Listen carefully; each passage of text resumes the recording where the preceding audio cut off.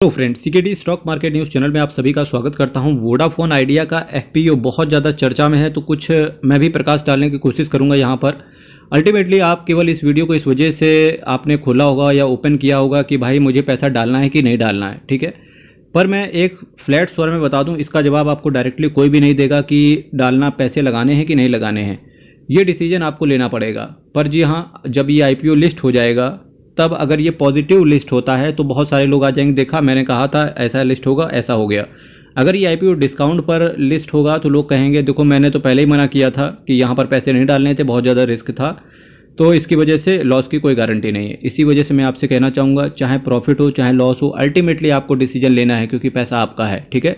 मैं कुछ बातों पर यहाँ पे आपके सामने रखना चाहूँगा। पहली बात, 18 अप्रैल से सबको पता है कि आईपीओ खुल रहा था और कल इसका अंतिम दिन है, सोमवार इसका अंतिम दिन है इस आईपीओ के लिए। साथ ही साथ रिटेल का पोर्शन एक्चुअली इन्होंने बहुत ज़्यादा कर दिया, 35% का। बहुत सारे लोग एग्जांपल दे रहे थे, मैनकाइंड फार्मा का आपको एग्जांपल देंगे, इसके साथ साथ भारतीय हेक्साकॉम का जो आईपीओ आया था उसका एग्जांपल देंगे। वहाँ पर एक्चुअली क्या हुआ, रिटेल का पोर्शन केवल 10% था। साथ ही साथ वो कंपनी एफपीओ लेकर के नहीं आई थी, वो कंपनी मार्केट में पहली बार आ रही थी आईपीओ लेके, ठीक है। साथ ही साथ उन्होंने रिटेल का जब पोर्शन कम कर दिया तो इसकी वजह से मैक्सिमम जो पैसा था वो बड़े बड़े लोगों के पास था, इसकी वजह से वहाँ पैसा बना। इस वोडाफोन आइडिया क्या अलग करता है कि रिटेल का पोर्शन 35% दे दिया इन्होंने।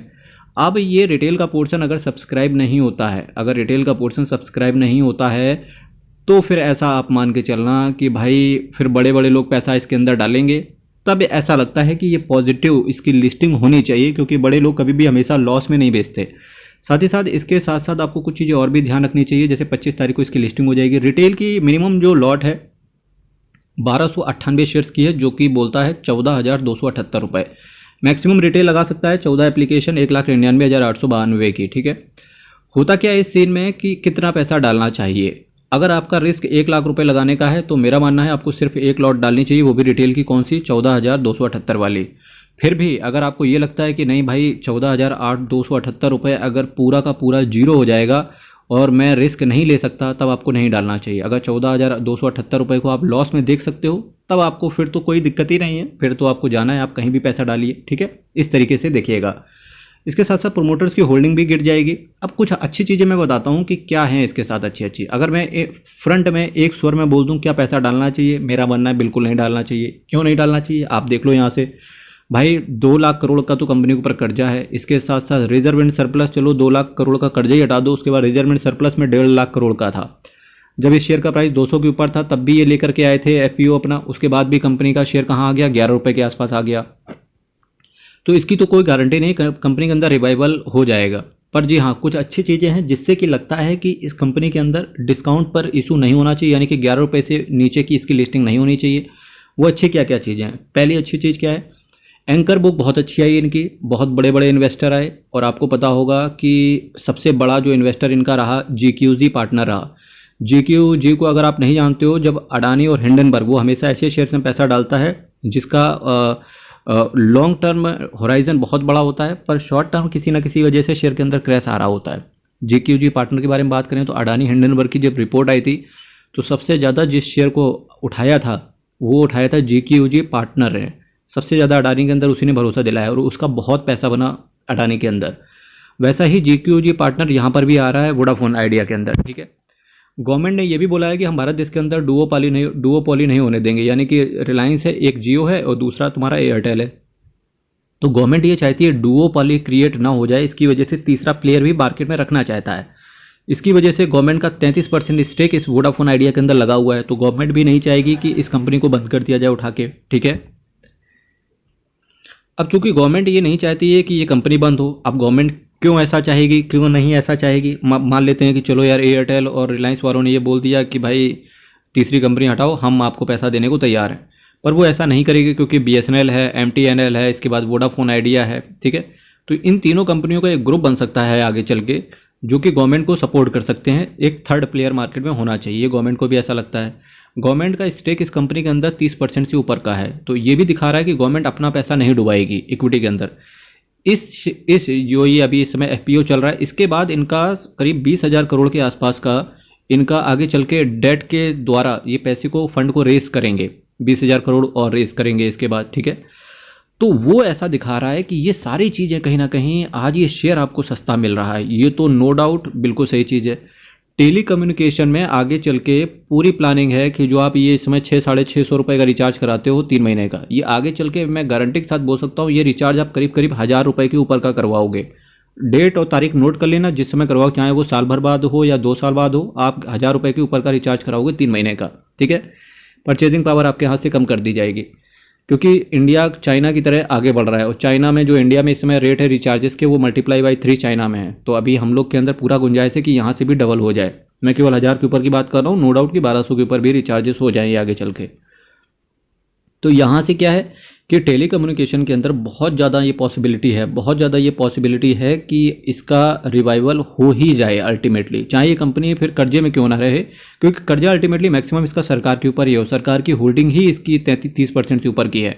तो इस पार्ट से ये शिक्षा मिलती है, JQAG पार्टनर का आना, एंकर बुक बेहतरीन होना, इसके साथ साथ यहाँ पर गवर्नमेंट का स्टेक होना, गवर्नमेंट का डुओपोली के प्रति थोड़ा सा बिल्कुल कटाक्ष करना कि नहीं हम डुओपोली नहीं होने देंगे इंडिया के अंदर, तीसरा प्लेयर भी उन्हें रखना है। इसके साथ साथ वोडाफोन आइडिया एक अपने आप में एक ब्रांड भी है।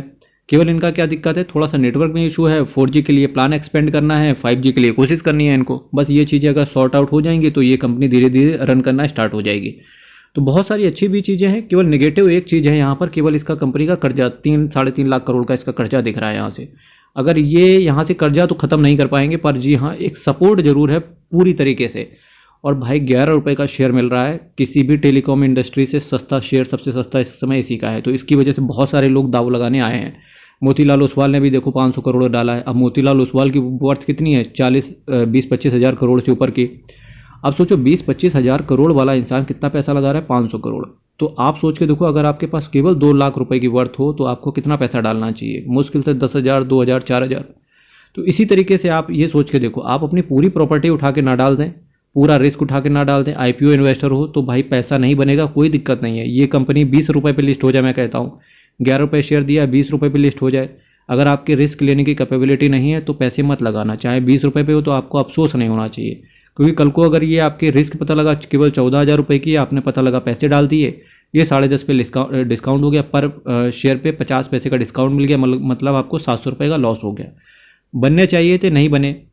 भाई आपकी जेब से ये सोचो ना, अगर ये प्रीमियम पे लिस्ट होता है और आपने IPO नहीं लगाया, ठीक है, अगर आप प्रीमियम पे लिस्ट होता है आपने पैसे नहीं लगाए, तो एटलीस्ट ये सोचो ना, मैंने पैसे ही नहीं डाले थे तो बात खत्म हो गई वहाँ से, ना वो मेरा था, ठीक है, और ना मैंने कोशिश करी, ठीक।